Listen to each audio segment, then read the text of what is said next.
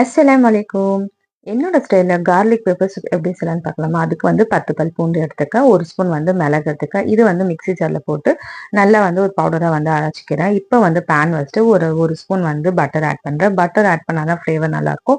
So அந்த அரைச்ச விழுத வந்து போட்டு நல்லா மிக்ஸ் பண்ணிக்கலாம் ஒரு 2, 3 மினிட்ஸ். இப்போ வந்து மிக்ஸி ஜார் வாஷ் பண்ணி அதே தண்ணி வந்து பேன்குள்ள போட்டு நல்லா வந்து கொதிக்க விடலாம்.